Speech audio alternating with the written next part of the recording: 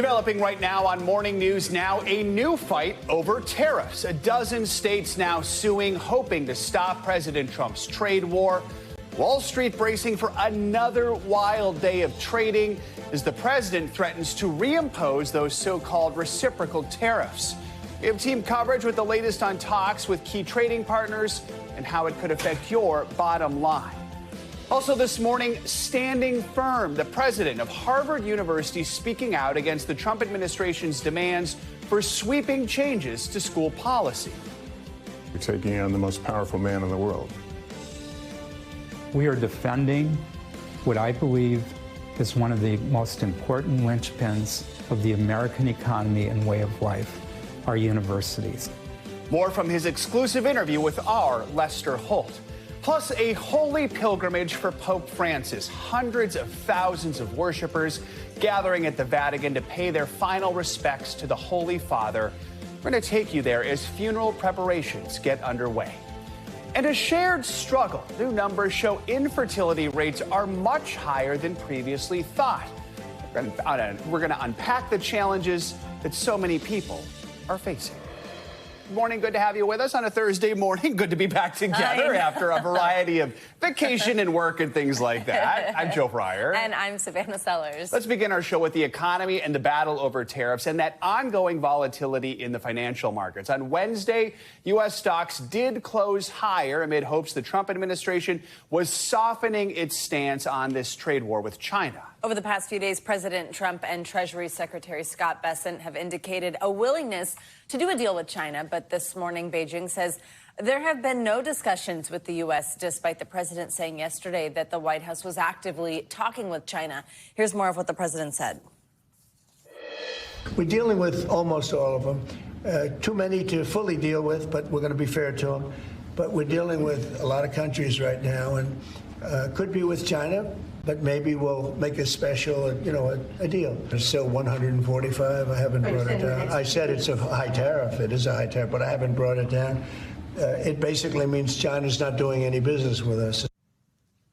Joining us now on all this is NBC News senior White House correspondent Gabe Gutierrez and Investopedia editor-in-chief Caleb Silver. Good morning to both of you. Gabe, I'll get started with you. It seems like the Trump administration is trying to ease these trade tensions with China, clearly, but walk us through what we've been hearing from the president and others on potentially actually lowering them or doing some type of deal with China.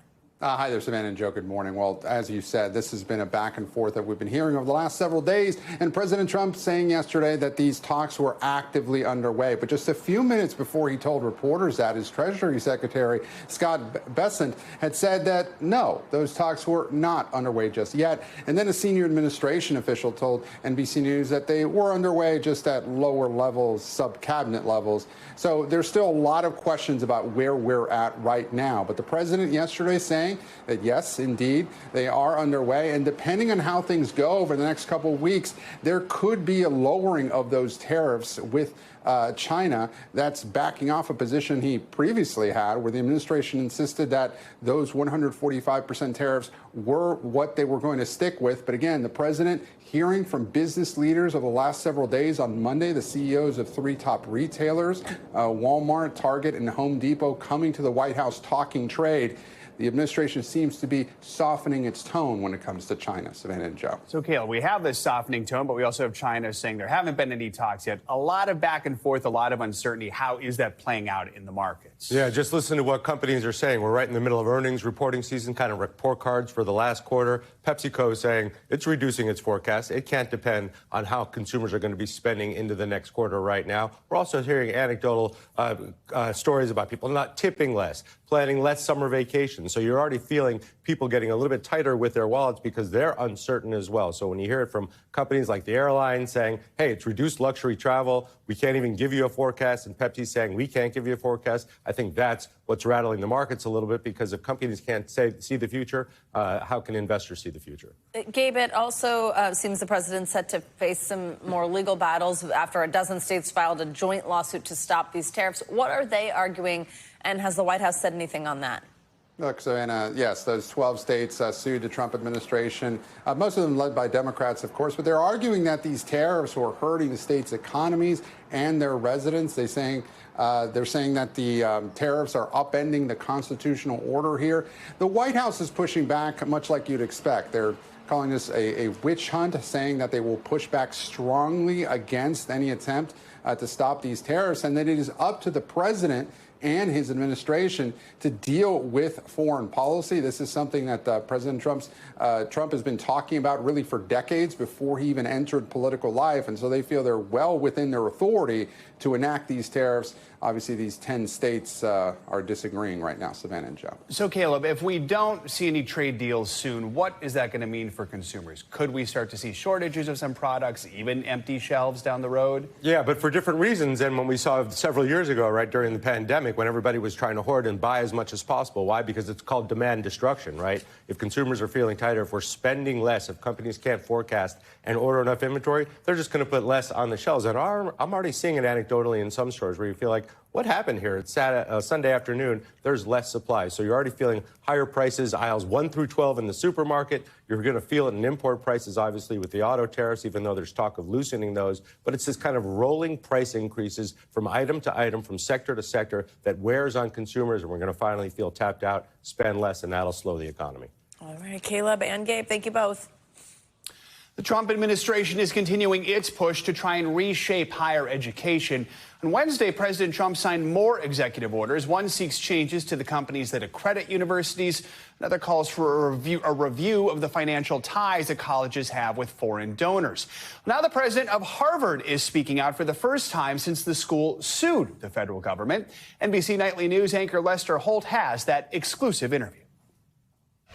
Did you have to take a deep breath before you agreed to file a lawsuit? That's a big step, especially given who you're suing.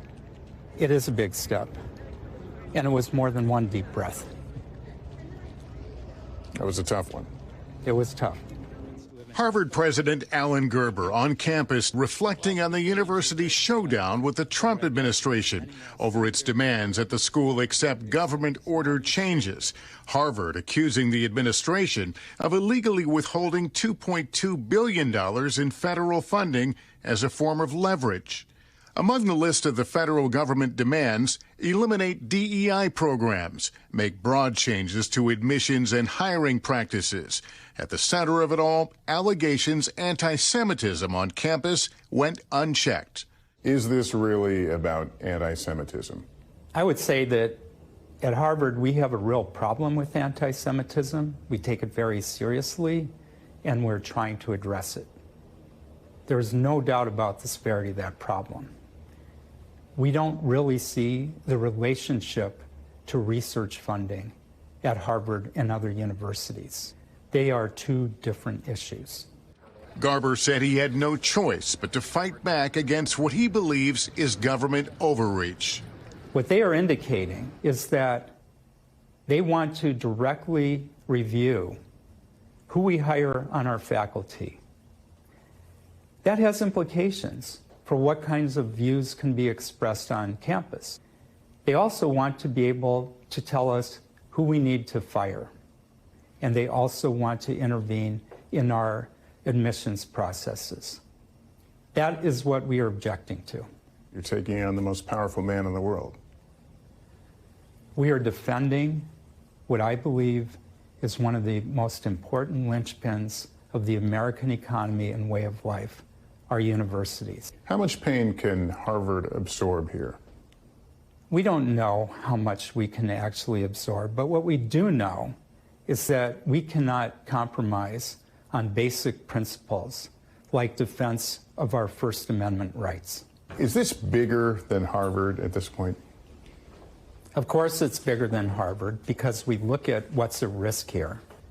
And what's at risk is the excellence of higher education in the United States, and in particular, the research mission of many of our universities, which play such a vital role in the U.S. economy and in the health and well-being of the American people.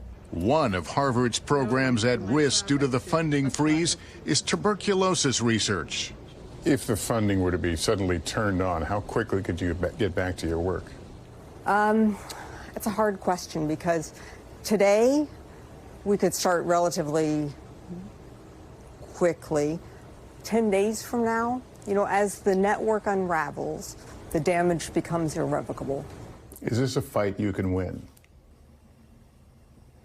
I don't know the answer to this question, but the stakes are so high that we have no choice.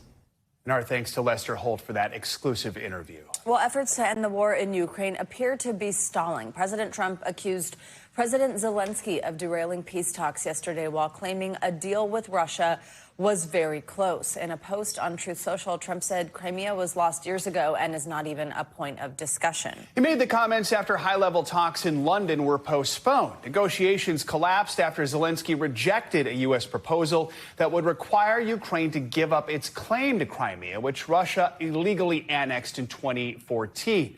Yesterday, President Trump condemned the war while claiming that Russia is ready for it to end. I think we have a deal with Russia. We have to get a deal with Zelensky, and I hope that Zelensky, I thought it might be easier to deal with Zelensky. So far, it's been harder. Meantime, though, the fighting goes on. 9 people were killed, dozens more hurt in Kyiv in the deadliest Russian airstrikes on Ukraine's capital since last summer. NBC News reporter Matt Bodner is with us now from London with the latest. Matt, good morning. So President Trump, as we just mentioned, says he's got this deal with Russia that's close, but it seems like that does include terms that cross President Zelensky's red line, especially with regard to Crimea. Where do the negotiations to end this war stand? Good morning, guys. Well, considering that the high-level talks planned here in London yesterday fell apart essentially at the last minute, the negotiations do appear to be at a serious impasse. What we're seeing now from the White House is a concerted attempt to pressure Ukraine into accepting something that for more than a decade now, the majority of the nation has expressly rejected. And that, of course, would be accepting Russia's 2014 annexation of Crimea. The reason the White House is pushing this now is because Trump is essentially after some kind of deal that will allow him to claim that he brought peace to Ukraine. The Russians have been clear that they are not going to give up Crimea. So as things stand, it's very difficult to see meaningful progress towards a sustained peace that does not see either Russia or Ukraine concede on the Crimea question. And the White House appears to have decided it's going to pressure Kyiv instead of pressuring Moscow. But there is at least one clear way forward in the near term, and that would be Zelensky continues to push for a full-scale ceasefire, and he's trying to use that essentially to give space for larger negotiations on a settled peace. So he's going for a ceasefire now rather than a peace treaty. So that might be the way forward from here. So, Matt, we heard President Trump say that he's actually found it more difficult to deal with President Zelensky than Putin. The last time, of course, Trump-Zelensky met was in February, that very heated public meeting at the White House. Do we know, what's next here? I mean, does President Trump have any plans to meet with Zelensky one-on-one? Where do they go from here? So at the moment, there's no confirmed meeting between the two. Zelensky, however, is certainly trying to have another direct engagement with Trump. A little less than 2 weeks ago, Zelensky said in an interview with CBS that Trump should visit Ukraine to see the damage caused by Vladimir Putin firsthand, to see the destroyed buildings, dead children. Before committing to any course of action with regards to ending the war, Zelensky wants Trump to see that firsthand. Now, both leaders are set to attend the funeral of Pope Francis in the Vatican on Saturday. Zelensky's told reporters that he would like to have a meeting with Trump on the sidelines. So far, we've not heard anything from the White House suggesting this may happen, but Zelensky's pushing for it. Well, President Zelensky, he cut his trip to South Africa short today because of these airstrikes in Kyiv overnight. How destructive was this attack by Russia? Very. This was another devastating attack by Russia on civilians in Ukraine. And as usual, this was a mixed strike using drones and missiles. And it killed at least 13 people in Kyiv, according to the latest numbers, also injuring more than 70. It's also worth mentioning here that 2 weeks ago, Russia launched a ballistic missile salvo against the Ukrainian city of Sumy. This happened on Palm Sunday. It injured 35 people it killed 35 people and injured 129, among them children. And this is really why Ukraine keeps fighting. Back to you guys. All right, Matt Bodner, thank you very much. Well, a Senate shakeup is sending shockwaves through Washington. Longtime Illinois Democratic Senator Dick Durbin says he will not run for re-election next year. Now, Durbin is the #2 Democrat in the Senate. He was elected in 1996, nearly 30 years ago, after serving in the House for 14 years. He's an original author of the DREAM Act that gives children brought to the country illegally a path to citizenship. Now, at 80 years old, Durbin is now the 4th Senate Democrat announcing they will retire ahead of the 2026 midterms. Well, thousands of New Jersey residents are back in their homes this morning after a rare and explosive wildfire near the Jersey Shore forced evacuations and burned through more than 13,000 acres. As of last night, the Jones Road fire in southern New Jersey was about 50% contained. NBC News correspondent Sam Brock has the latest. After flames ravaged parts of southern New Jersey, bursting onto highways and spawning huge plumes of smoke, communities under siege taking solace in avoiding a worst-case scenario. Folks' homes and lives have been saved, and we've truly averted a major disaster. Officials say not a single house was damaged nor person injured after some 5,000 evacuated just miles from the Jersey Shore. Some in the chaos of gridlocked streets. Others helping neighbors move beloved animals. These winds are not helping us today, and the fires are unpredictable, and when you have large animals, it makes it really scary. But some residents remain uneasy. We're standing on your deck right now, looking at massive plumes of smoke, and you're thinking what? Never seen that before and never expected that in my entire life. Brian Frankshin lives in the Lacey Township community, where so many are stunned by the proximity of the smoke column. We were going to start unpacking because we heard the mandates were lifted, and I don't think I'm going to unpack just yet. Got that, and then probably over here, too. Homeowners like Chris Muty aren't taking any chances. What's your biggest concern? The homes. I mean, the homes are right there. Their fence is all melted. These gentlemen over here, they're really the unsung heroes, I guess, because they found some buckets for us. The Garden State grateful after a close call. Sam Brock, NBC News, Ocean County, New Jersey. Let's get more on that New Jersey wildfire with your morning news now weather. We have Angie Lastman joining us this morning. Hey, Angie, good morning. Hi, guys. Good morning. Let's start with that forecast for that fire weather that we, of course, are keeping such a close eye on, with that continuing to burn and now only at 50% containment. The good news is our relative humidity values, they're up. So even from this morning, we're seeing those slowly creep up. We're at 82% now. That, of course, the measure of moisture in the air, that helps us when it comes to fighting the fire. And on top of that, our winds remain calm. That's going to stay kind of the picture for us through the day today, but we'll still have a little bit of a breeze, and that means that smoke could potentially be problematic for folks across this region. We do have the concern for unhealthy air quality for sensitive groups, specifically across parts of Long Island and stretching a little farther to the east, including New York City. Now, one thing to note, anyone with lung issues, asthma, that kind of thing, it's a windows closed, stay inside kind of day. Otherwise, I think the air quality alerts will stay in effect here for probably the day today, and then we'll see those kind of slow down as that fire gets more contained. The fire weather threat, though, does last across parts of Florida today. Tampa, Orlando, Fort Myers, all included. We have that elevated risk, so we kind of have all those ingredients to see fires start and spread quickly. So we'll be keeping a close eye on that. Meanwhile, out west, and specifically in the center of the country, we've got another chance, no surprise, for some of these stronger storms to develop. It'll be basically the south central plains that we specifically look at, and that flooding threat, flash flooding, I should say, is going to be there through the day today. By tomorrow, the system's on the move. So notice it's kind of a mess, not all that organized, but we'll see this broken line of some showers and thunderstorms that work their way to the east, leave us with some rain across parts of the Ohio Valley and stretching down to the Gulf Coast. There will be a minor flood threat tomorrow. So not quite as impressive as it was today, but that's going to stretch essentially from New York down to Texas. And then we really start to see the rain ramp up across parts of New England and stretching down to the mid-Atlantic as we get into Saturday specifically. It's going to be a soggy one for our friends across the Northeast. We'll see some of that heavy rain impacting those outdoor plans for sure on Saturday before some improvements by Sunday. Today, though, here's the severe threat. Notice it stretches from parts of eastern Colorado through Kansas, Oklahoma, and down through Texas all the way to the border. Tornado threat is low, but it's the hail, it's the wind that we're really mostly concerned about. Those gusts could be anywhere from 50 to 60 plus miles per hour, and the hail an inch or larger.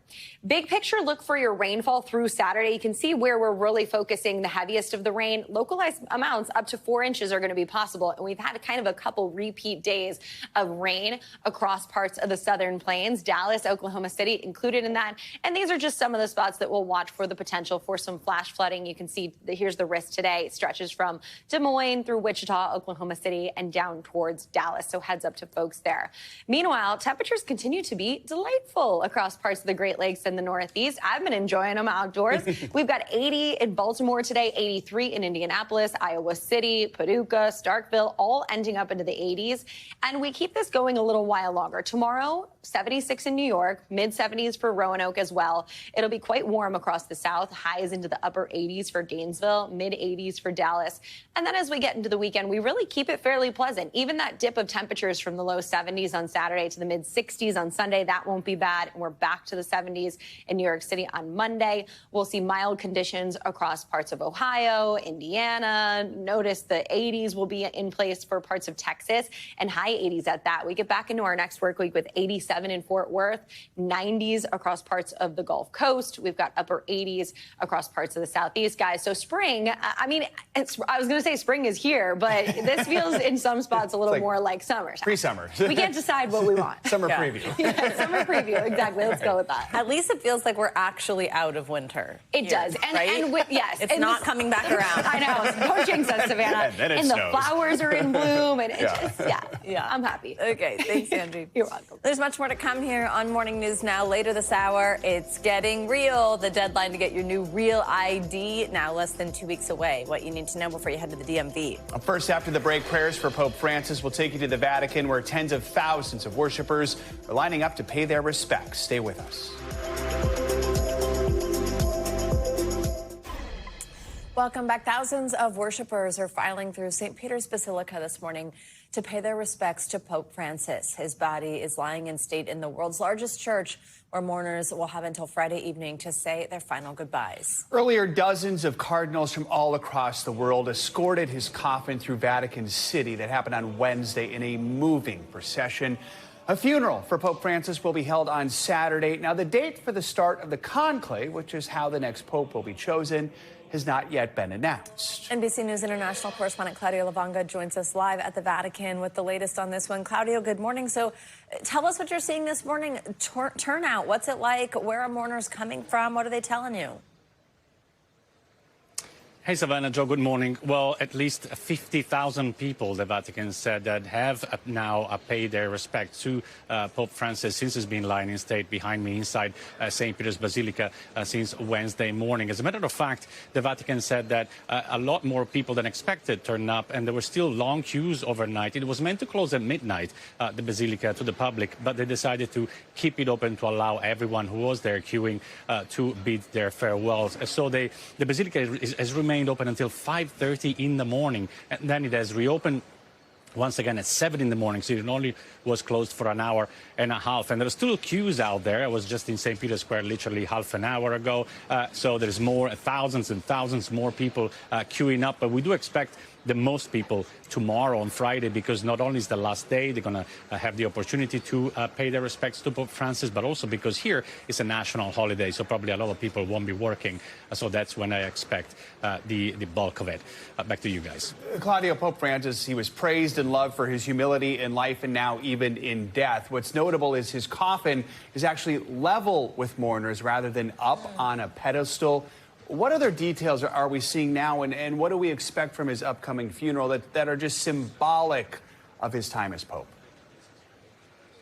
That's right, Joe. Well, first of all, Pope Francis has really streamlined and simplified the whole procedure that follows a pope's death. Well, first of all, he's decided that he should have been placed into a simple, one coffin made of cypress wood. That is simple wood. And that goes against what used to happen in the past, where popes used to be put in 3 different coffins. One made of cypress, the other one made of metal, and then the outer coffin made of precious wood, elm or oak. Well, the Pope has scrapped all that and said, I just want to be in a simple coffin, and that's what happened. And then also, as you mentioned, he is not on a pedestal, some sort of platform where popes were raised while they were lying in state in the Basilica. He just decided to be on the ground level, just to kind of reflect his humble nature. And the same thing is going to happen throughout the funeral, which will start on Saturday morning. Joe, Savannah?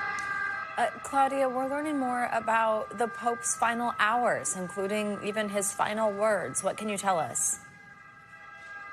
Oh, that's right. One of the doctors that treated him in hospital while he was there treating his pneumonia more than a month ago, Sergio Alfieri, he gave an interview to the Corriere della Sera, that is an Italian newspaper. Basically, he said that on Monday morning at 5:30 in the morning, the private nurse of Pope Francis called him up frantically saying, the Pope is not feeling well, just rush, come here. So he rushed here to the Vatican and he realized there was nothing else to do because he did the pinch test and he didn't respond. He said that the Pope's eyes were open, but he wasn't responding, so he realized he was already in a coma, and they decided not to take him back to the hospital because probably, he said, they knew he would have died either on the way there or in a hospital, and they knew that the Pope's wishes were to die here at the Vatican, and that's exactly what happened. At 7:45 in the morning, little more than 2 hours later, the Pope was pronounced dead, guys. And Claudio, we know the funeral for Pope Francis now just 2 days away. Are we learning any new details about the ceremony and who's going to be there?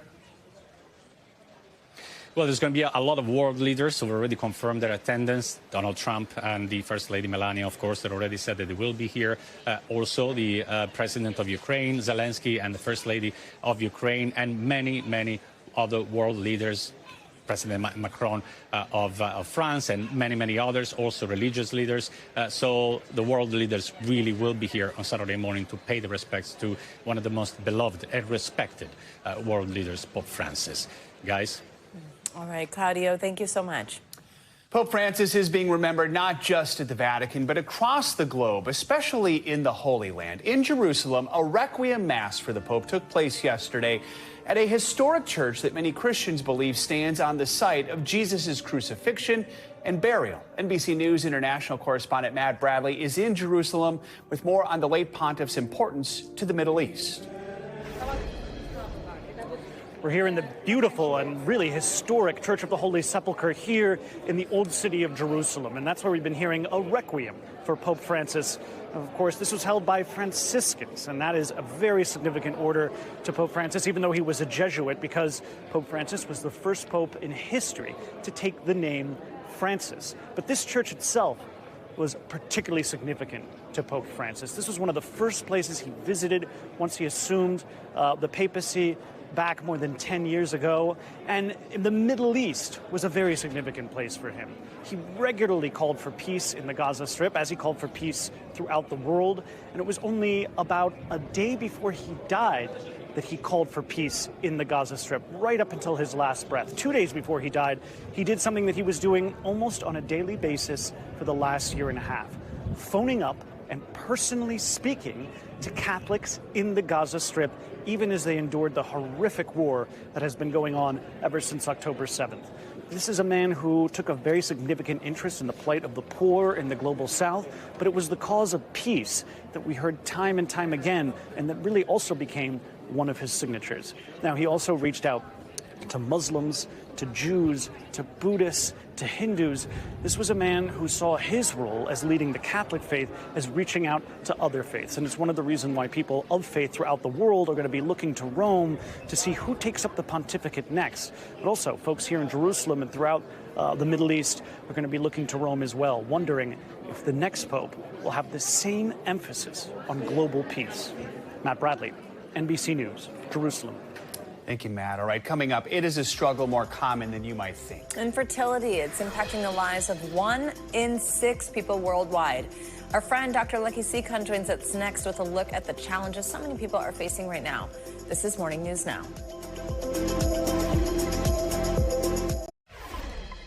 Welcome back. It is National Infertility Awareness Week. Data from the World Health Organization shows that roughly 1 in 6 people worldwide experience infertility. That is higher than previous estimates. Infertility is often thought of as a women's issue, but it affects people of all genders, all ages, and backgrounds. Experts say some of the biggest barriers to fertility treatments are, of course, money, also information. Well, Dr. Lucky Seacon is here to help. She's a double board certified OBGYN fertility specialist. And also, how exciting is this? She is the author of the newly announced book, The Lucky Egg, a guide to understanding your fertility and getting pregnant. Now, it comes out next year. She just announced it, though. Congratulations on that. Thank you so much. It's so great to see you. The book is gorgeous. We'll talk about that in just a minute. But first, let's talk about infertility. And do we know why these rates are going up? I think there are a variety of reasons. One of the most obvious is the female biological clock and the fact that we know over the past 3 decades, 4 decades, the first age that people are starting to build their families is increasing. And that's because of socioeconomic shifts. It's taking longer for people to be financially independent or maybe find that right person that they want to have children with. And unfortunately, our biology hasn't caught up to that yet.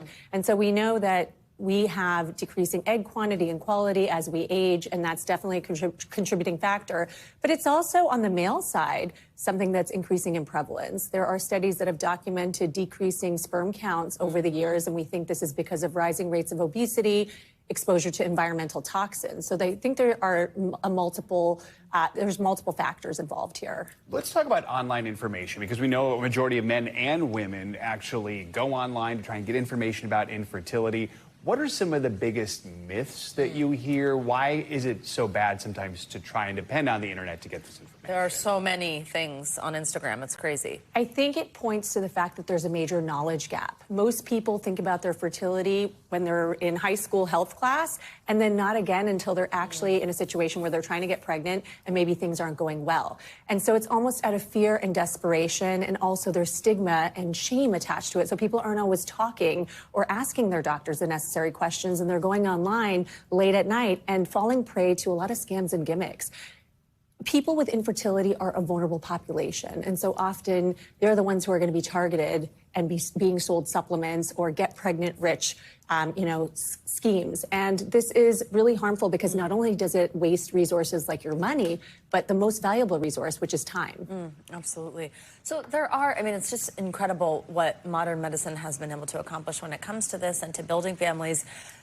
But it's not easy emotionally, physically, financially. As somebody who went through an egg freezing cycle, you as my doctor, I didn't love the process, and that's just the tip of the iceberg. How can people overcome the difficulties of it, both maybe if they're scared to take it on, but also with what it costs? Well, I think knowledge is power, and understanding this conversation about infertility awareness is so important, because understanding that you're not alone and that it's actually so much more prevalent than what people assume is the first step.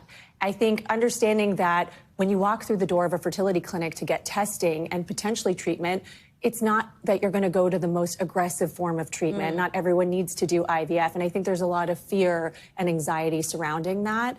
When it comes to financial barriers, that's a major factor as well, because we know that infertility is not universally covered. Only 23 states have an insurance mandate. And it really should be like pregnancy care, where across the board it's universal, because this is an issue that affects so many people. Resources are obviously an issue, and access to care also can depend on where you actually live. What are some of your advice for people when it comes to advocating for coverage and just finding affordable options? Well, one of the areas we're seeing a lot of expansion in terms of resources and coverage is through the employer-based model. So a lot of people have their health insurance through their employer, and I think it's really helpful if you go talk to your HR. I've had many patients who have really led the way in terms of expanding the coverage that's available to their colleagues. Okay, before we let you go, we have to talk about the book. Look at this gorgeous cover. Love the colors. Tell us what you hope people take away from it. I mean, I think just hearing its tagline, understanding your fertility, how to get pregnant now, that is so enticing to people. What do you want readers to get from this? Well, it wasn't that I set out to write this book. It felt like it demanded to be written. In my 6 years of practice, I have seen so much misinformation, confusion, and there isn't really a resource out there that's written by an actual expert in a way that's accessible and easy to understand. And I am one of those doctors that spends a lot of time online trying to educate and myth bust. And so I wanted to do that in a cohesive way and provide a resource that is really for everyone, no matter whether you're just starting out, whether you're trying to plan for the future, or if you're struggling now. And to get a little taste of this, follow Dr. Lucky on Instagram, where she does these videos that are informative but funny, relatable. It's amazing. Thank you for coming, and congratulations on the book. Thank you for having me. We can't wait to see it when it's out.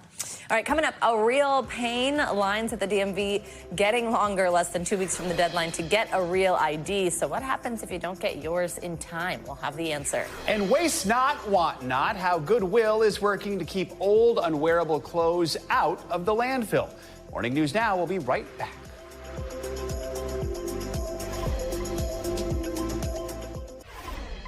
Welcome back. A man in Miami is facing charges of grand theft and burglary after surveillance video appears to show him crawling on his stomach into a valet key room at a luxury hotel and stealing keys to cars that police say are worth nearly $2 million. NBC's George Solis has more.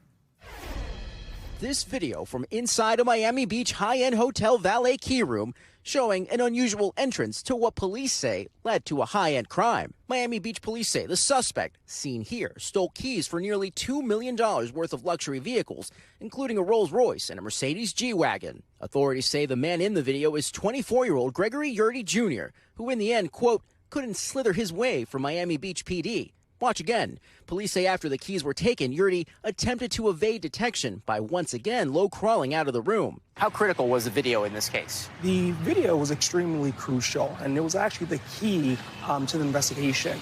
So our investigators started at square one with the surveillance video from the hotel. They were able to piece together a puzzle.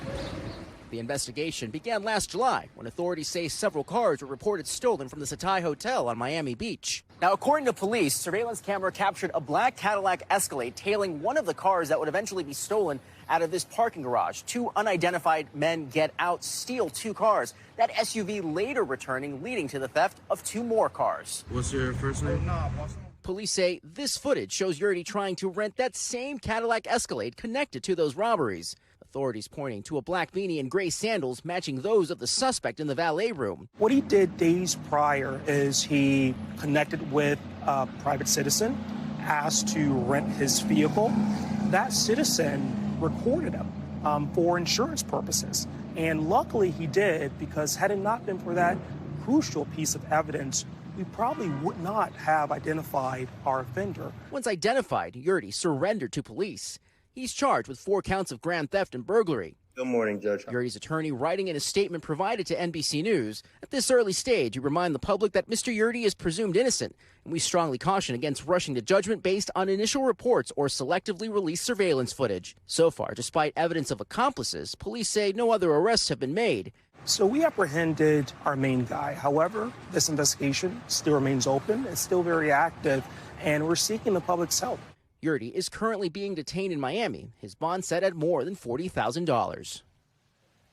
All right, thanks to George for that. All right, let's get to an important travel reminder from the TSA. The agency says people have less than 2 weeks to get a real ID if they plan to fly on or after May 7th. If you don't have one, experts say get to the airport early. NBC News senior correspondent Tom Costello has the details. If I can see your ID, All right, may I see your ID? see your ID, please. At an airport near you, the real ID clock is ticking. You have till May 7th right here to get a real ID. TSA officers now handing out reminder flyers. Starting May 7th, you'll need a real ID if you're planning to fly. You can use the passport, right? Yeah, you still can use your passport. A passport, green card, or military ID. At DMV offices nationwide, long lines and long waits for appointments to get a real ID. About 2 hours in line. New Jersey leads the country with the lowest compliance rate. New real IDs have a star, a California bear, or say enhanced in Washington state. But nearly 20% of current airline passengers don't have a real ID. 400,000 passengers a day. TSA is hoping not to turn passengers away. If you don't have a real ID and you don't have a passport, the TSA says plan on an extra 30 minutes for extra screening. The May 7th deadline coming just weeks before the summer travel season kicks off. So families going on vacation this summer, if they don't have a real ID, hopefully the vacation's not ruined. They should still get through security. Absolutely, but also keep in mind that they may experience some additional screening going through the security process. And bring extra forms of ID just in case, and make that appointment with your DMV. Tom Costello, NBC News, Washington. All right, Hyundai is moving some car production to the U.S. as tariff concerns shift into high gear for big automakers. CNBC's Savannah Henao has that and some other money headlines. Savannah, good morning. Joe, Savannah, good morning to you. Yes, so Hyundai is launching a task force to respond to U.S. tariffs and has shifted some production of the Tucson crossover from Mexico. Now, it is also considering whether to move production of some cars made in South Korea that are sold in the U.S. to other locations. Hyundai is especially vulnerable to U.S. tariffs as it generates about a third of its sales from the market. Chipotle is the latest company to raise a red flag about a slowdown in consumer spending. The burrito chain reporting a decline in same-store sales in the first quarter, saying it started noticing back in February people were cutting back on how often they visit. Now, analysts have noted Chipotle could face some impacts from tariffs on goods such as avocados, tomatoes, and beef. And pre-orders for Nintendo's Switch 2 console have finally kicked off, but there are already some problems as it appears retailers like Best Buy, Target, and Walmart are already out of stock. Now, Nintendo originally said pre-orders would go live on April 9th. That's ahead of the June launch for the Switch 2, but that was delayed due to concerns about whether the device would be hit by U.S. tariffs. The company issuing a warning about supplies just yesterday, guys. That'll get people's attention. Yeah. Oh, sure, it will. Absolutely. Right. Thanks, Vaughn. Thank you. You got it. Sure. Well, scientists say climate change and pollution are fueled by our transportation, our energy sources, even some of our food sources. But when we all talk about reducing our carbon footprint, we might not think about our clothes so often. Well, the world generates 92 million tons of clothing waste every year. Now, a lot of that ends up in landfills in poor countries. NBC News correspondent Maya Eaglin explains how Goodwill is trying to help. It's the last call for once-loved items here at this Goodwill in Rochester, New York. Goodwill really exists to give things that second life. Jennifer Lake is the CEO of Goodwill of the Finger Lakes. So this is our sorting center where everything comes to have its last chance. Customers really love this hunt of going through the bins. Take a look at some of these massive piles. I'm 5'4" for reference, and there are millions of items that this Goodwill sources and sorts every single day. Whatever doesn't sell here on the floor gets taken to the scanner in search of one specific material. So this garment is 100% polyester. A great candidate for current day recycling. In a pilot program, Goodwill is partnering with French tech company Reju to recycle and create new fabric out of old polyester.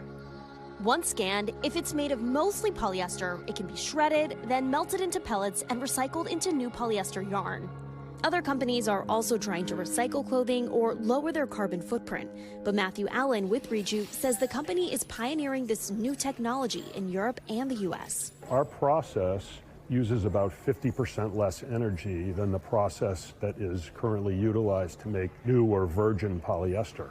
And also it can be done over and over again. The fashion industry is estimated to be the second biggest consumer of water and is responsible for up to 10% of global carbon emissions. We need to scale back what we're doing, or else we're going to destroy our planet. Thania Peck is a sustainable fashion activist, encouraging people to reduce their shopping and thrift instead. That's the thing with fast fashion, right? You look like everyone else, and it takes away your own individual style. But she says she's a bit skeptical about the effectiveness of recycling programs.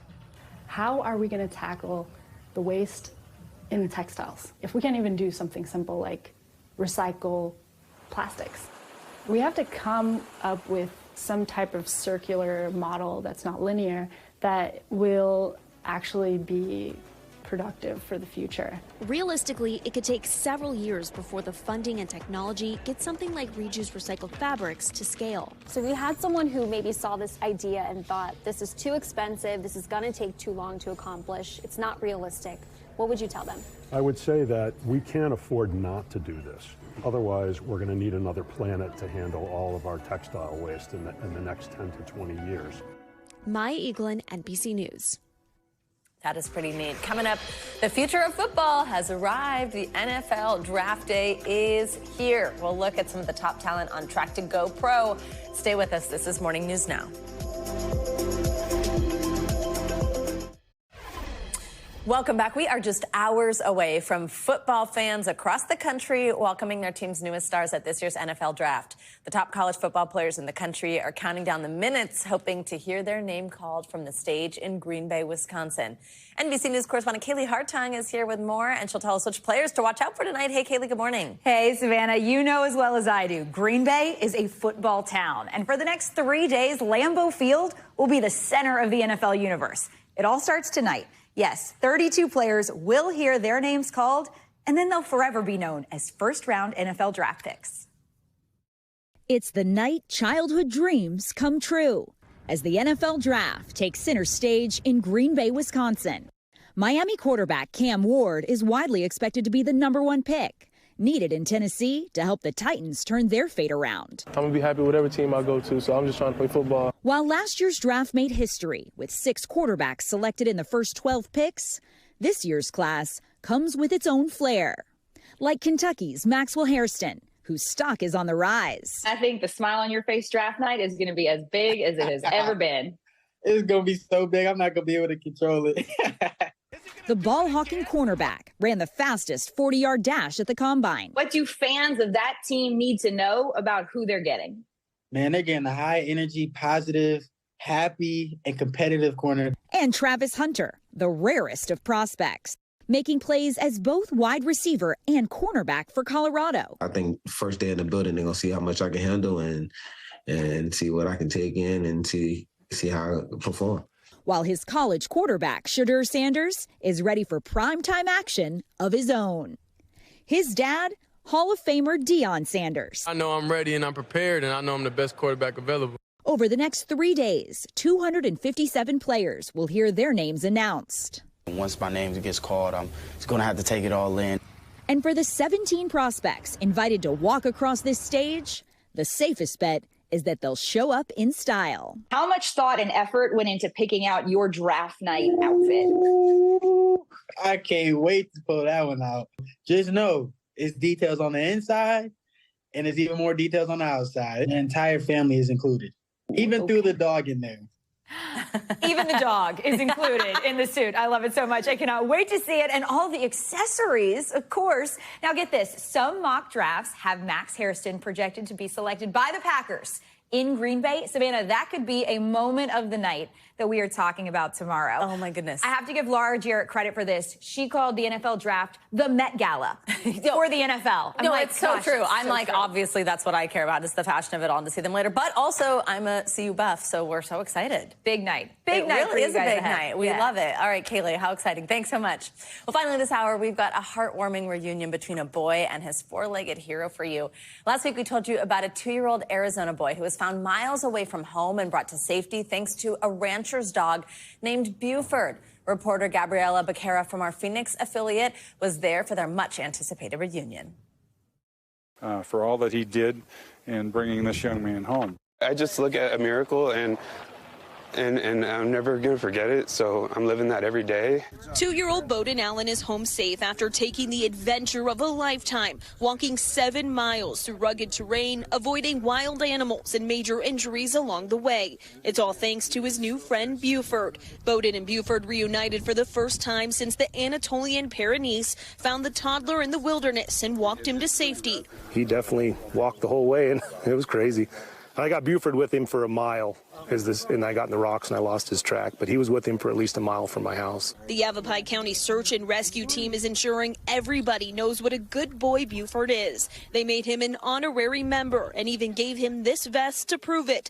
Buford's owner Scotty Dutton and Bowden both received honor coins to remember this incredible rescue. It's very rewarding to our members when a search is successful. And people aren't really focused on who found him. They're just glad that they were found. That's the bottom line. Okay, I'm sorry. It doesn't get better than that. Thanks to Gabriela Becerra for that report. Now, Buford's owner told her that Buford has been receiving messages from strangers around the world since last week, most of them offering him gifts and treats. I wish Joe was here to say, who's a good boy better than I can. That's going to do it for this hour of Morning News Now. Don't go anywhere, though. The news continues right now.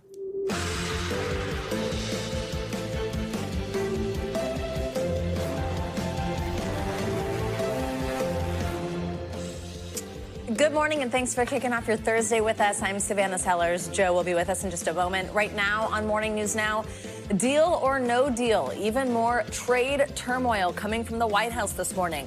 President Trump now staunchly defending those massive tariffs on goods imported from China while insisting there's still a chance for both nations to come to a deal.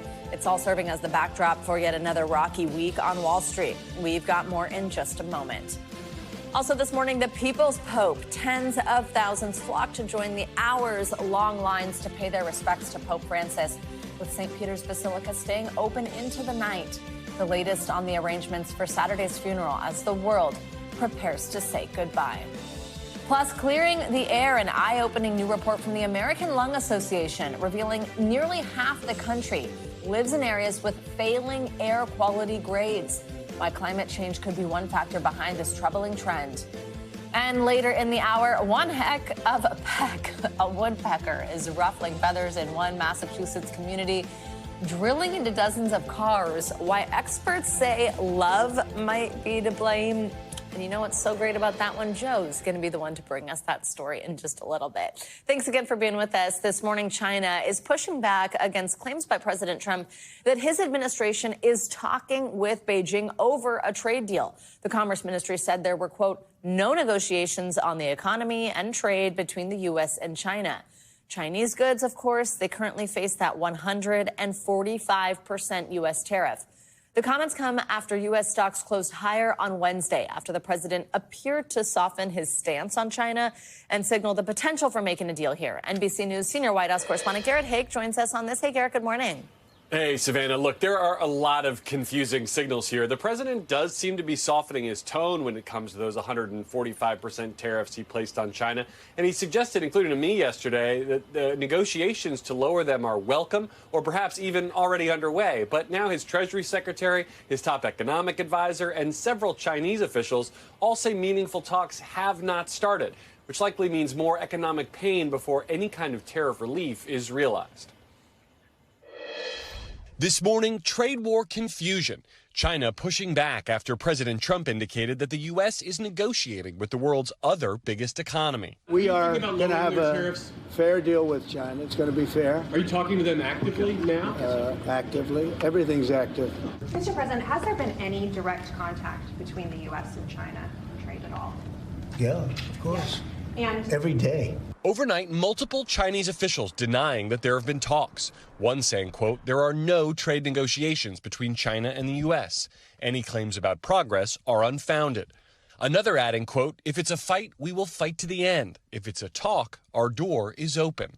Trump has been softening his tone, but not the massive tariffs he's placed on Chinese imports that have largely fueled global economic anxiety. We're dealing with a lot of countries right now, and could be with China, but maybe we'll make a special, a deal, and we'll see what it will be. Right now, it's 145%. That's very high. While still down significantly from post-inauguration highs, the market's creeping up Wednesday, closing higher for a second straight day, with investors buoyed by the White House's optimism that a trade deal to lift the tariffs could be struck with China. The White House now facing both economic and political pressure over the Trump tariffs. At Southern California ports, the number of ships set to arrive with the imported goods from China in the first week of May now expected to be down 44% from last year. On Monday, the CEOs of Target, Walmart, and Home Depot personally lobbying the president on tariffs, reportedly warning about the possibility of product shortages or even empty shelves. While another business leader, GOP megadonor Ken Griffin, who has been critical of the trade war, speaking out yesterday. The United States was more than just a nation. It's a brand. It was like an aspiration for most of the world. And we're eroding that brand right now. So there's economic pressure, political pressure, and the White House is also facing legal pressure on the tariff front in the form of a new lawsuit filed yesterday by a coalition of a dozen states claiming the tariffs are unconstitutional. The White House pushing back against that, accusing those states of, quote, prioritizing a witch hunt against President Trump. Savannah? All right, Garrett, thank you very much. Well, let's now take a live look at Vatican City, where thousands of mourners are gathering this morning to say their final goodbyes to Pope Francis. His body lies in state in St. Peter's Basilica until Friday evening. A funeral service for the pontiff will be held on Saturday. NBC News senior national correspondent and top story anchor Tom Yamas has more from the Vatican. The viewing here at St. Peter's Basilica is essentially turning into a 24-hour operation. They were open until 5:30 this morning. They closed for a short while, then reopened at 7 a.m. And as we look over into the square from our balcony here, we can see the crowds lined up once again. This as we're getting new details about the Pope's funeral, and we're also hearing from the doctor the Vatican called when they realized something was wrong. This morning, the outpouring growing, nearly 50,000 followers flowing through St. Peter's Square and into the Basilica. The 16th century church staying open through the night as Catholics from around the world came to say goodbye. How long are you guys willing to wait? I'll wait till I can see him. He was exceptional. In a change made by Francis himself, the casket kept closer to the ground as the faithful go by, his wish to stay closer to those he served. Yesterday, the images of Pope Francis being brought to the Basilica beamed around the world. As bells tolled, cardinals leading the way into the Basilica as his casket, carried on the shoulders of lay people who work for the Pope, marched in slow procession. As the Swiss Guard in their striped uniforms stood watch, the faithful patiently waited for hours to get a few seconds with the Pope.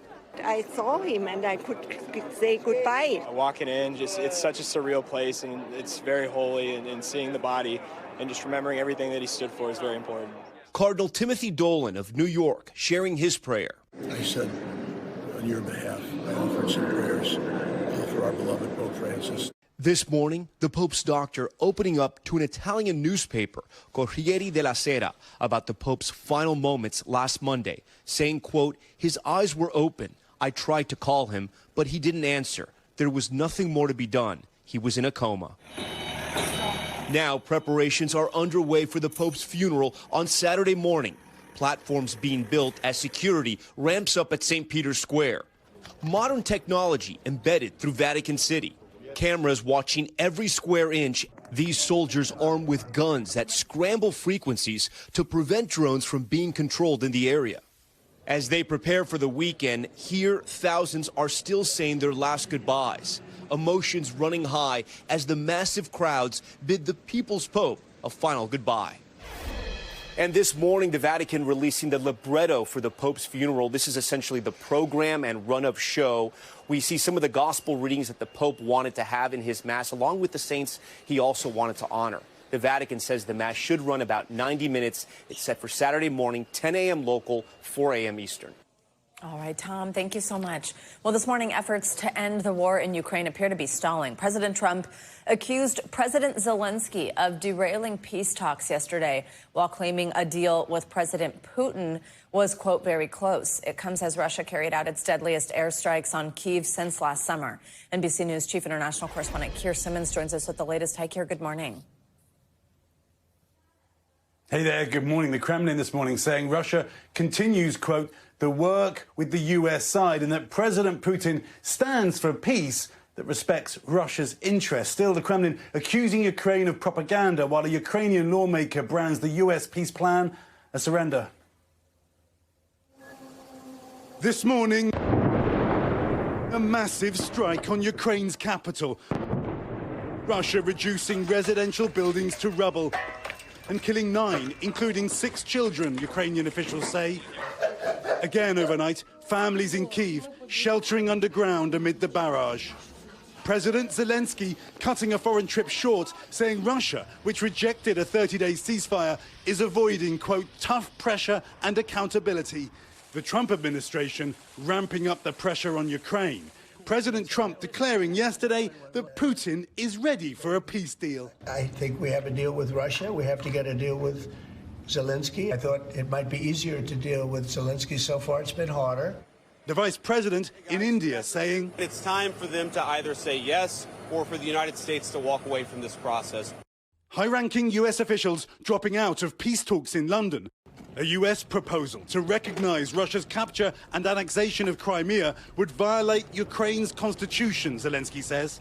While for post-war Europe, recognizing territory taken by force would be unprecedented. But Trump branding Zelensky's comments inflammatory. Zelensky can have peace, Trump writing on Wednesday, or he can fight for another 3 years before losing the whole country. In Moscow, this woman telling NBC News, we need a truce, but a man we spoke to insisting Russia should keep fighting. While in Kyiv, this woman saying, we don't need peace at this price.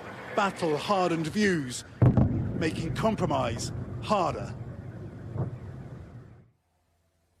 Despite all that, President Trump's envoy, General Keith Kellogg, just told NBC News that talks with Ukraine and European leaders in London were candid, constructive and productive. And President Zelensky has just said that he believes that a new document is on President Trump's desk with a new proposal out of those talks in London, Savannah. All right, Keir, thank you. Well, NASA is known for reaching for the stars, but right now it's focused on Earth in a groundbreaking effort to fight wildfires. Scientists are on the ground and in the air with a high-tech mission that could transform how we combat these blazes. NBC News political and national correspondent Jacob Sobroff was invited along for an exclusive look at the team pushing this innovation forward. Hey there, over 200 employees at NASA's Jet Propulsion Laboratory lost their homes in the recent Los Angeles fires, but that has not stopped them from leading a groundbreaking research project that could be a game changer for fighting the fires of the future. In the 3 months since the devastating Los Angeles wildfires, This is an absolutely catastrophic, devastating situation. a reckoning underway about how to better manage increasingly powerful fires and their impacts. When most people think about NASA, they think about life on other planets, but the Earth Science mission studies life right here on our very own. And today, it's all about fire, and this is our ride. The mission is called Fire Sense, and Holly Bender and Daniel Jensen are the scientists on board. It was such a tight squeeze thanks to Avris 3, a super high-tech mapping tool. There was only room for me and my phone on board. What's the data that's being collected? Avris is an imaging spectrometer. We're creating an image, super detailed color information. And why might a firefighter or fire department want that information? In the case of a wildfire, they can take that product and get it into the hands of the people that are making the decisions in real time. From the sky, NASA monitors the fire's characteristics, set intentionally at Fort Stewart, Georgia. So, the fire's spreading. It's starting to catch. You can see the fire starting to grow down there. This is a science experiment. This is a science experiment. On the ground, we met Harrison Rain, a former elite hotshot firefighter and now project coordinator for NASA. What's the goal of the mission? What's the goal of Fire Sense? So the big goal is transfer to operations. We're still using the technology from the past. So really what we're trying to do is we're trying to understand the firefighter experience, and we're trying to combine that with the science to create tools that work under stress. Yeah, y'all see us down here? Yes, sir, we see you. Let's go. The science wouldn't be possible without this chopper from Hilo Air, used to ignite the interior of the burn. This is what that control burn looks like from the sky while it was in part lit by hand. It'll grow to more than 700 acres because of ignition efforts launched from this helicopter. All right. Hannah Blank is part of the crew who lit the fire's perimeter by hand. Everybody grows up, fire's dangerous, and it can be, but it doesn't have to be. A perspective shift even from 9,000 feet. Seeing fires from this vantage point, wow, it is an entirely different experience. Especially for these scientists after 200 of their colleagues lost their homes in the Los Angeles fires. Yeah, a lot of times these science missions might feel sort of abstract to your day-to-day lives. Not this one? Oh, this one's much more personal, yes. All vital research as the magnitude and the frequency of wildfires grow across the country. We are seeing it right now with that rare one in New Jersey. Back to you. We sure are, and let's get an update now on those conditions. Thank you, Jacob.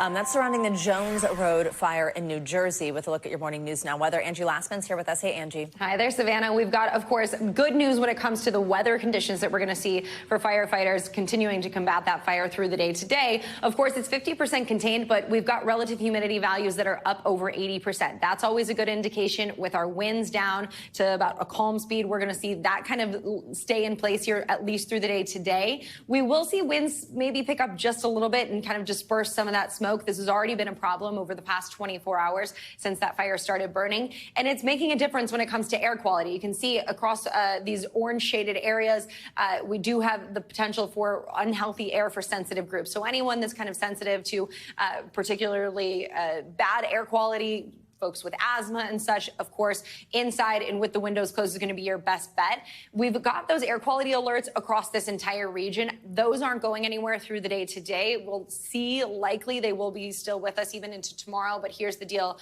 that you've got to contend with here across that region, at least for the next 24 hours. Meanwhile, we've got the fire weather threat across parts of Florida, the inland areas, but stretching from central to southern Florida, Fort Myers, Tampa, Orlando, all included in that. And we've also got some spring storms to talk about. about. This has been kind of a rinse and repeat that we've been dealing with across this same region for the past couple of days, and today's no different. Those severe storms focused across south and central plains, and we'll see likely some flash flooding across the midsection of the country, too. By tomorrow, it's on the move. We've got kind of a mess of this rain from the Gulf Coast up to the Great Lakes, and it'll bring us a bit of a minor flood risk from western New York to northern Texas. And then we really start to see the rain ramp up as we get into Saturday. Unfortunately, soggy weekend for the Northeast. We'll see some of that heaviest rain focused across parts of northern New England. So it'll be a bit of a washout for anyone with outdoor plans in that area on Saturday. This afternoon and evening, though, we're watching for the wind gusts and the damaging hail. That tornado risk is low, but we will see still the potential for some flooding across parts of the Central Plains today. All right. Well, got it all. As always. As always. Angie Latson, thanks so much. Got it. Well, witness testimony has begun in the retrial of Karen Reed for the murder of her police officer boyfriend. Reed is accused of striking John O'Keefe with her SUV, but her defense team insists that no such collision ever happened. NBC News correspondent Emily Aketa joins us with the latest on the case. Hey, Emily, good morning. Savannah, good morning to you. We've now heard from paramedics, a state trooper, and in a particularly emotional moment, John O'Keefe's mother, who first lost her daughter to cancer, her son-in-law to a heart attack, and then her own son. Now the prosecution and defense making their cases for whether Karen Reed is to blame for her boyfriend's death. Karen Reed returning to court after testimony in the murder trial took a tearful turn. That's my son. Taking the stand for the first time, the mother of John O'Keefe, Reed's slain boyfriend, breaking down while describing seeing her son's body in the hospital. I hear Karen Reed yell, "Peg, is he dead? Is he dead, Peg? Peg, is he dead?" The jury has also heard from 2 paramedics, a Massachusetts state trooper, and Carrie Roberts, a close friend of O'Keefe's, with some exchanges growing tense as the defense questioned Roberts' reliability. Was that a lie? Did you lie? I did not intentionally. But you did. And not intentionally. Okay, that's the end of Understood this. the question, Mr. Jackson. Prosecutors say Reed struck her boyfriend with her car after a drunken argument and left him for dead in the cold. Video showing the frigid conditions when O'Keefe's body was found. Reed's defense team says she's not guilty, arguing there was no car collision and that O'Keefe's injuries are more consistent with being beaten and attacked by a dog. Reed's father speaking outside of the courthouse. There's so much lack of consistency. You think you'll be called to the stand? I hope so. After last year's trial ended in a hung jury, Reed's murder trial redo has transfixed Massachusetts and beyond. I'm just surprised that her lawyer let her do so much media. With a wave of social media posts, podcasts, and documentaries centered around the case. Do you think we will see Karen Reed take the stand? The thing I've been wondering about is how does the defense counter some of these video clips that are played, since Karen would have to either say this is what I meant or this is what I said. I wouldn't be surprised. The defense now trying to exclude this recently released interview where Reed imitates O'Keefe's mom about an alleged conversation. His mother leans over the kitchen island and says to me, "I think it looks like you got hit by a car. It looks like you got hit by a car." And so both sides say science and data are on their side. The prosecution promises to lean on John O'Keefe's cell phone data, specifically the battery temperature, Savannah, that they say will show that he was left in the cold for hours after Karen Reed allegedly struck him with her car. Now, the defense says that they have an expert witness who will say that he showed no signs of hypothermia, supporting their theory that he more likely was killed indoors in a warm environment. So still so much to come, Savannah, and we're just still in the first week of this trial. Emily Aketa covering it all. Thank you so much. Much more to come on this hour of Morning News Now. A little later, failing grade, how climate change is impacting air quality for millions of Americans, and the eye-opening new report from the American Lung Association that is giving the nation low marks. But first, after the break, progress toward a nuclear deal with Iran. What we're expecting this weekend. That's next.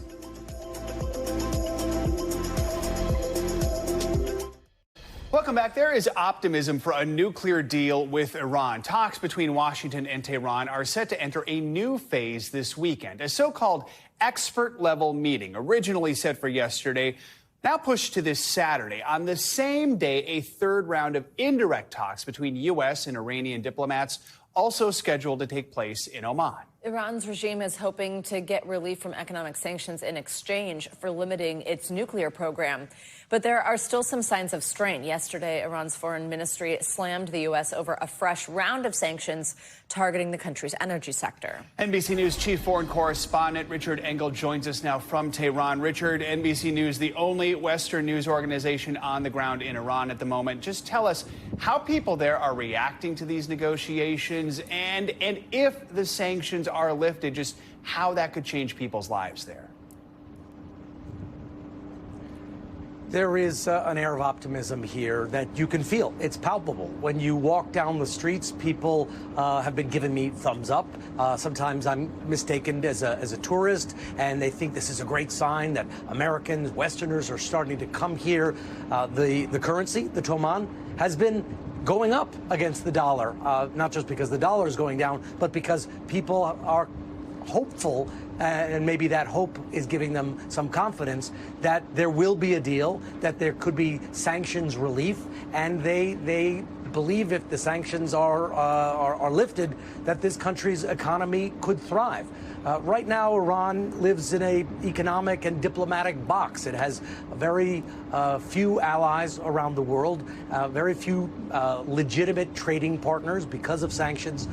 It's almost impossible to exchange the currency, to ship things in and out of this country. And when you go to the bazaar, or I was at a technology park the other day, a high-tech center where people are working on AI, biotech, fintech, but it's all for the domestic market at the moment. And if you're an entrepreneur and you're trying to develop something for the web using AI, and your only market is the roughly 90 million people who live in Iran, you can imagine that your horizons seem quite close, and you don't have a lot of options. So people here believe that there should be a deal, that it can change their lives, that it can change not just their economic capacity, but that could open up this country to the world, and that people would have a different impression of Iranians. They feel that they're misunderstood, that they are tarred with the same brush of propaganda that is so often what you see in American media or social media, and they want to change that. But there are still profound issues here. There are disputes over the nuclear program, how much uranium this country would be allowed to enrich, if it's allowed to enrich any uranium at all. Secretary of State Marco Rubio just added what many here thought was a new condition, saying that it's not just the deal isn't just about preventing Iran from obtaining a nuclear weapon, but preventing Iran from enriching uranium for any purpose, saying that if it wants to have even a civilian nuclear program, it has to bring in the nuclear fuel from abroad, which is something Iran has said is a red line. So optimism here, maybe it's projecting their hopes, but we are seeing a lot of diplomatic meetings. Maybe that's progress, or maybe it is just more meetings, but the meetings are continuing. All right, Richard Engel. Richard, thank you so much. Well, in Turkey, a 6.2 magnitude earthquake struck the country's capital, injuring hundreds of people. NBC's Matt Bodner is here with that and some other world headlines. Matt, good morning. Joe, Savannah, good morning. At least 236 people were injured in yesterday's quake. Initial measurements place this at a magnitude 6.2 earthquake. It sparked widespread panic in Istanbul and other areas of Turkey. Many of those injured were hurt when trying to jump from buildings to safety or otherwise suffered from panic attacks. The city is considered to be at high risk for a massive earthquake, so many people are on edge. The earthquake's epicenter was about 25 miles southwest of Istanbul in the Sea of Marmara. There are so far no reports of major damage.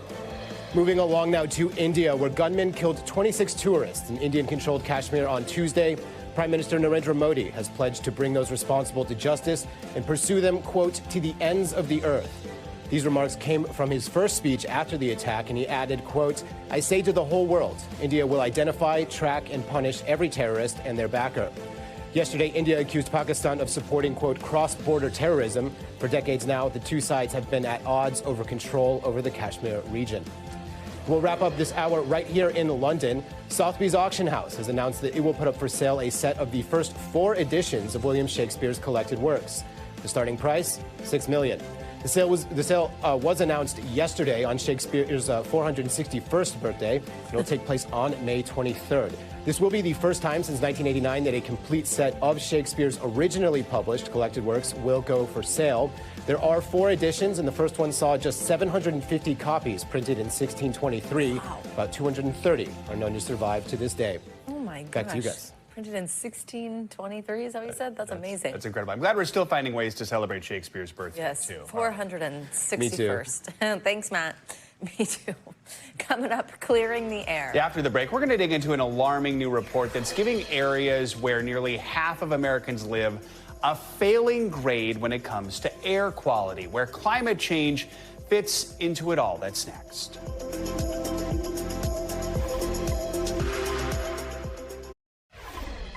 We are back now with new details on a lawsuit that's been filed against Snapchat's parent company. It's called Snap. The Attorney General of Florida is suing the company, saying that it illegally opened accounts for and then used features on kids under the age of 13. Snap says the law that it allegedly broke does not adequately address age verification and infringes on the First Amendment rights of adults and young people, while also opening Floridians up to data protection and privacy issues. Now, this all stems from a 2024 state law that was signed by Governor Ron DeSantis aimed at protecting kids from too much social media exposure.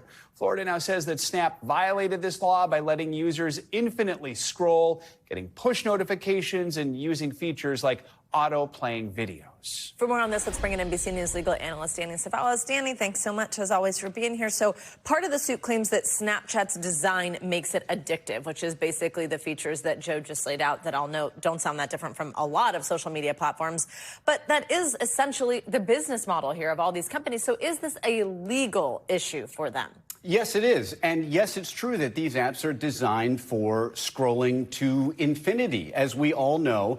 But for adults, the law recognizes that for an addiction like that, we're free to waste our time however we like. But when it comes to children, the state is permitted to interfere with what would ordinarily be First Amendment rights to protect the safety, the health, and the welfare of children, just as the state does and the legislature does for many other different kinds of things. For example, having a drinking age, having rules about what children can consume or watch on TV. Those are all restrictions sometimes on certain rights, like the First Amendment, but they're considered acceptable because we believe children are our future. So Snapchat, that's a Whitney Houston song in there, I believe.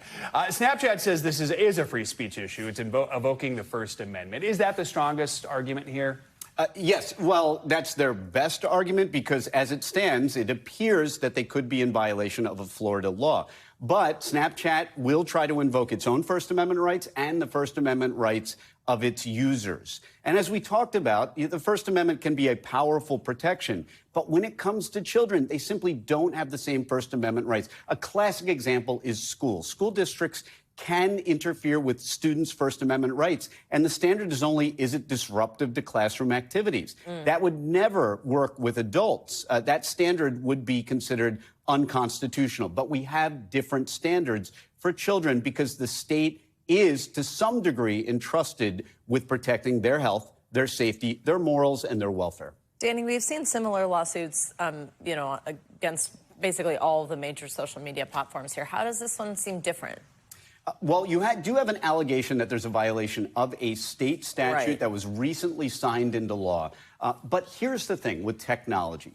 Technology always outpaces the law because you cannot legislate in advance for technology that you don't know how it's going to be implicated and how it's going to affect society. So technology is always ahead of the law, and the legislatures always struggle to catch up. And that's exactly what's happening here. As these lawsuits percolate, we're getting more and more developed law in an area that is an emerging area of technology that we simply couldn't have legislated in advance. So this litigation is good, if for no other reason, than it will shape the contours of the law surrounding social media technology, not just as to adults, but as to children as well.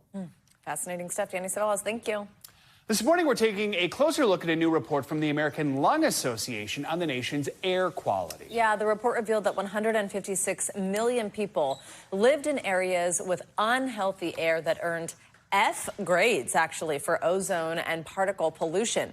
It also shows just how much the effects of climate change, things like heat, drought, wildfire smoke, impact air in the U.S. Catherine Pruitt is the Senior Director of Nationwide Clean Air Policy at the American Lung Association. She's also the lead author on this report and joins us now with more. Catherine, thanks for your time. I mean, this is sounding the alarm. Nearly half of Americans are living with unhealthy air right now. Just walk us, first of all, through how you determine an air quality grade. Sure. Good morning. In State of the Air, we assign grades to counties and ranks to cities. We grade the counties using the EPA's Air Quality Index as our markers. So for every bad air day that's recorded on an air quality monitor in a county, we assign a grade. And if it's and the more severe the air pollution event that day, the higher the score that it gets. And we add up all those scores and assign grades based on the score. So F obviously are the places that get the worst, have the worst air. Cities, we do a little bit differently. We look at all of the counties in a city, in what we call a city, which is a metro area with multiple counties. And we pick the county that has the highest score, and we assign that to the city and rank those from number one worst to cleanest. What was the most surprising revelation from this report? We knew it was going to be bad, but we really didn't know it was going to be this bad. So the number of people and the number of places that got failing grades was a distressing discovery. But the other thing that we found that really took us aback was the number of places that have been clean for years that lost their A grades. Some even went from A's, they'd had A's for years, down to F's. Wow, that is a dramatic change right there. And if you can, talk about what some of those cities are, but also, I mean, just climate change clearly is the factor here. The report points to that. We've got extreme heat, drought, wildfire smoke, all major drivers of this decline in air quality. We're seeing evidence of that right now with these fires on the East Coast. Talk about the connection between these events and just the air that we're breathing every day. Yes, I think science has clearly shown that the climate is changing and it's contributing to the extreme weather events we're experiencing. So we have more extreme heat, and extreme heat and hot sunny days make it easier for ozone to form. And ozone is a very dangerous respiratory irritant that that sends kids to the hospital with asthma attacks. And of course, there are the wildfires, the drought and the heat that really started in the West, increasing in the West a couple of years ago, causing wildfires and causing particle pollution, which is a deadly pollutant. And now we're seeing that drought and those wildfires spread to more parts of the country. And Catherine, can you tell us some of those places, like Joe mentioned, that went from A to F, and what people who live in a city with this tough air quality should know, should keep in mind? Well, I can't name specific places, but there was a lot of changes throughout the central states in the United States, places that you really would consider clean, like the rural areas of Indiana, Illinois, Iowa, have had some very extreme worsening of their air quality this year, as well as some places in the Southeast that have been clean and are not so much now. Everyone needs to know, the most important thing for people to do is to monitor the air that they're breathing using Air Now or the app on their phone to check the air quality index. And if the air quality is bad that day, to take steps to protect themselves. Catherine Pruitt, thank you for your time this morning. Such an important topic. We appreciate it.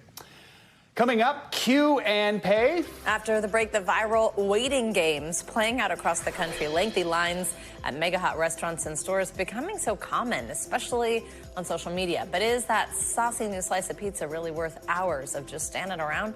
We have some new research. That's up next.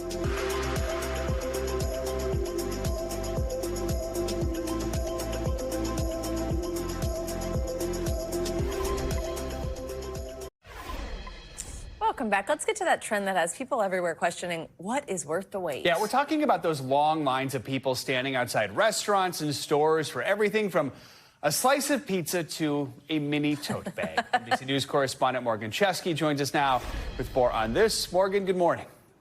Yeah, Joe, Savannah, good morning. I did miss out on the mini tote bag, but this is interesting. And they say patience is a virtue, and there must be an awful lot of that to go around simply because of the sheer number of lines that seem to be popping up almost everywhere right now. But what can be a blessing for a business can be an absolute curse for a neighborhood, proving that some lines can be crossed.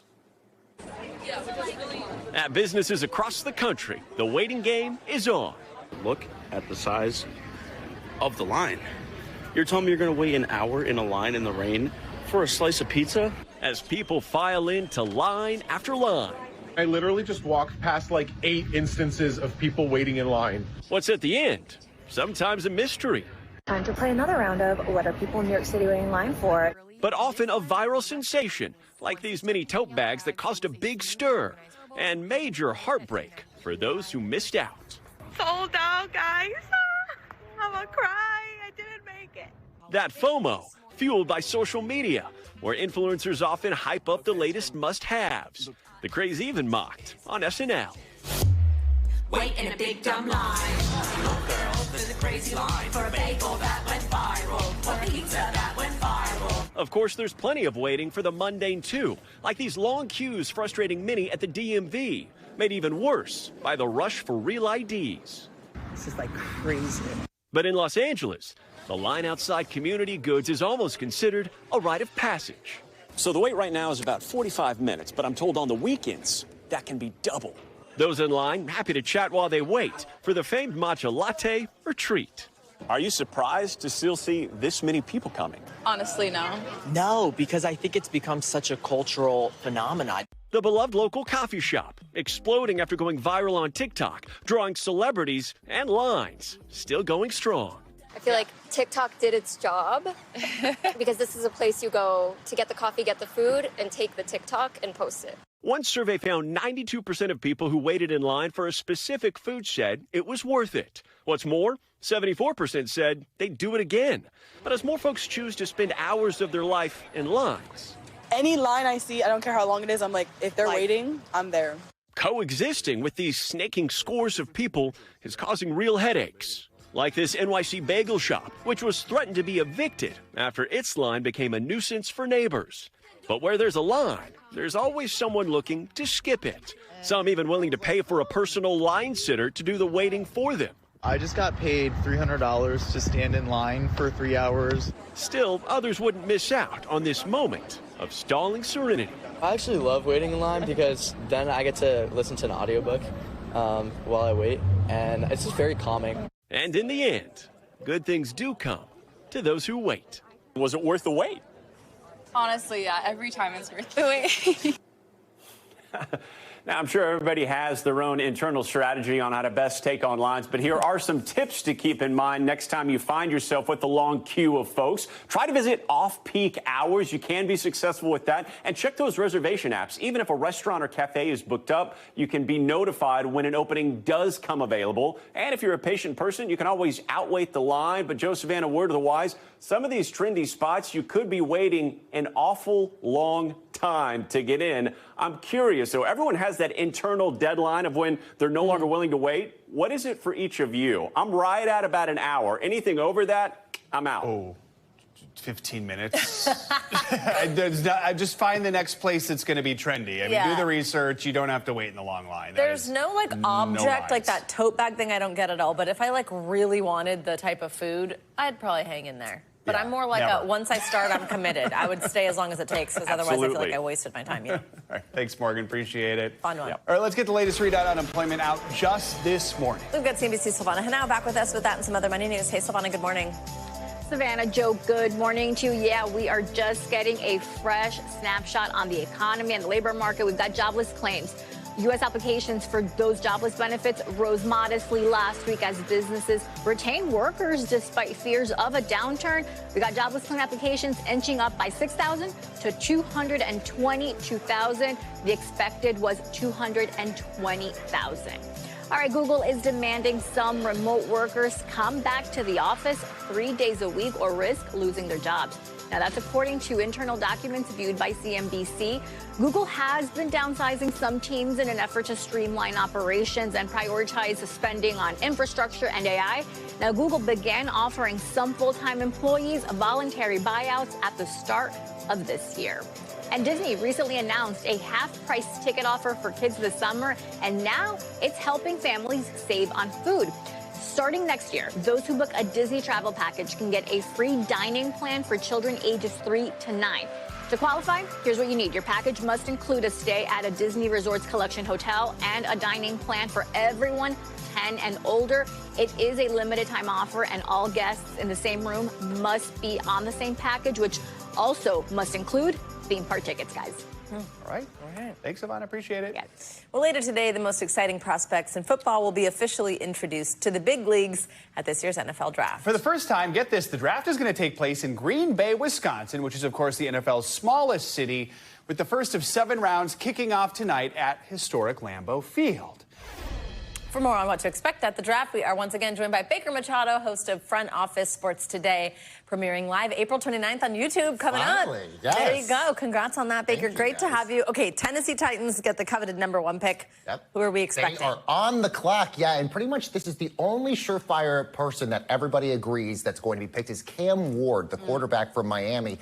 After that #1 pick, though, guys, it is anyone's guess what's going to happen. So there's going to be tons of intrigue. But Cam Ward, basically the #1 quarterback on everybody's draft board out there, one of the top 5 best overall players in the entire draft coming into here. And Tennessee obviously needs a quarterback because they've been having some struggles over the course of the last couple of years. So that is a surefire one that they're going to be taking Cam Ward at #1. Many teams are looking for a quarterback right now. Are they kind of in short supply Yes. this year? Oh, yes. So after Cam Ward, there is a big drop-off. Obviously, Savannah and I are very familiar with Shedeur Sanders from the University of Colorado, but nobody really knows where he's going to be chosen. He could be picked at #2 with Cleveland. He could be picked at #3 with the New York Giants. He could be picked in the 2nd round after all of this. So nobody really knows what's going to happen there. There's a lot of intrigue because there's reports that maybe Cleveland and the Giants might be trading the 2nd or the 3rd pick in the draft. So nobody really knows where things might go. But yeah, there's a drop-off after Shedeur Sanders and Cam Ward. A lot of these other quarterbacks you see right there, maybe you're going to be taken in the 2nd and maybe 3rd rounds. All right, Travis Hunter, also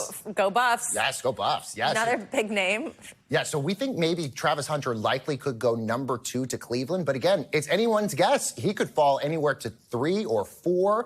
The other big thing with Travis Hunter, he plays both sides of the field. Yeah. He plays wide receiver and defensive back. So he's going to make it a thing to make sure that Roger Goodell, the commissioner today, announces him as both a defensive back and a wide receiver, which nobody does. That has never happened for Roger Goodell to ever announce somebody to play both sides. That'll be a really big thing to watch here. So tonight, of course, just round 1, but just overall, how's this draft shaping up? It actually is a pretty good draft for a lot of teams that are looking for running backs, tight ends, and wide receivers. But a lot of those guys are going to be coming in the 2nd and 3rd round. So watch really to see where the fireworks happen in the 1st round today at pick #5. That is the Jacksonville Jaguars, because the Jaguars have been linked to a bunch of different players. And depending on who they pick, that will basically have this domino effect for so many other teams about who might be available. It's all happening in Green Bay. Which is the funniest thing. You mentioned the smallest NFL city. There is 100,000 people live in Green Bay, and over 250,000 people are going to be there this weekend. Yeah. The Athletic reported there's only 10,000 hotel rooms available. Yeah, for this. There's 12 gates at the airport. There's not even a parking garage at Lambeau Field for people to park there. They have to park. Everyone parks in the lot. I lived in Green Bay 25 years ago. And you have to park in like the neighborhoods. Yeah. They're going to make some money. Yes, those people they're who expecting rent out their about lawns. $20 million will be going to the local economy in Green Bay, which will be amazing. Good for them. If everybody makes it, there are 12 gates at the airport. It's an easy walkable city. Yeah, right, Not a lot of ground to cover. All right. Thank you, Baker, and congrats on the new show Thank you, coming guys. soon. All right. Let's call this Birds Gone Wild. Yeah, that's right. A pesky neighborhood woodpecker in Massachusetts has gone viral for ruffling some feathers after vandalizing more than 24 vehicles in the neighborhood. But experts say this type of behavior, well, it's all done in the name of love. In a quiet neighborhood of the idyllic town of Rockport, Massachusetts, a sight far from impeccable of broken car mirrors and windshields. We seem to have a vandal in our neighborhood, and I'm describing him as, 18 to 24 inches tall, wearing black and white with a red hat. The unexpected menace, a pileated woodpecker. Oh, would you look at that? Whose likeness ironically inspired the mischievous classic cartoon Woody, known for his iconic laugh and the chaos that ensued. Guess who? For weeks, the idea of an actual jailbird being the culprit behind all the damage had been lost on the neighborhood. That's when resident Janelle Favaloro snapped these photos of the rascal caught in the act. The woodpecker showed up and landed on the windshield wipers of the RV in our yard and was looking at his reflection. And we were like, you know what? I bet he was the one that damaged the mirrors as well. She says the neighborhood nuisance is drilled into at least 25 other vehicles, and her town isn't the only one squawking about avian antics. 2 woody woodpeckers on my neighbor's car trying to break his window. Nature's jackhammers are out in full force across the country, even pecking through homes in Canada, looking for a place to nest. Well, another flock of winged vandals is terrorizing cars in Kansas City. We don't know exactly why the vultures targeted this neighborhood. Experts say with spring in full bloom, love is in the air for many species and could explain these wild behaviors. This time of year is breeding season, so all these male birds, not just pileated woodpeckers, but all birds are getting into a very aggressive territorial courtship display. And even though broken mirrors bring 7 years of bad luck, if they're seeing a reflection of themselves, they don't understand it's a reflection. They think it's a competitor. These headstrong birds will carry on about their ways with their feathers unruffled. The experts say that mating season typically starts at the end of March, can last until June. So you've got a local neighborhood woodpecker, better keep those mirrors covered because they're in a mood right now. Yeah, I mean, it's like kind of funny, but I would be like kind of freaking out if that was my house. Exactly. Now we have Woody the Woodpecker's origin story, though. It all started. There you go. Mating season. Coming up, hope rising from the ashes. Yeah, when we come back, the famed musical legacy of one storied composer living on this morning, months after those deadly wildfires devastated Southern California. We'll explain next.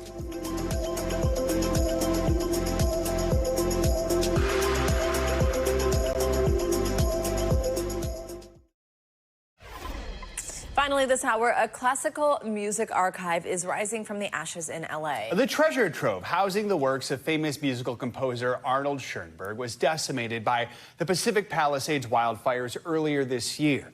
NBC News correspondent David Noriega shows us how Schoenberg's family is now working to rebuild and keep his musical legacy alive.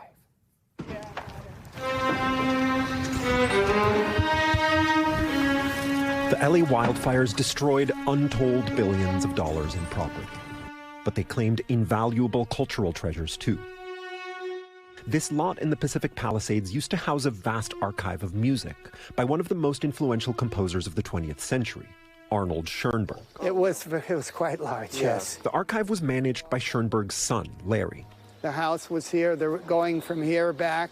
Who published his father's work and sold or rented music to orchestras. It included irreplaceable scores, annotated by conductors and performers. Those are the things that we've lost completely. Forever. Yeah. Who was Arnold Schoenberg and why was his work important? My grandfather, Arnold Schoenberg, is generally regarded as the father of modern music. Schoenberg casts an exceptionally long shadow over the music that followed him, even to this day. His innovation was treating all 12 notes in a scale equally, without a key or a center. So maybe it was... or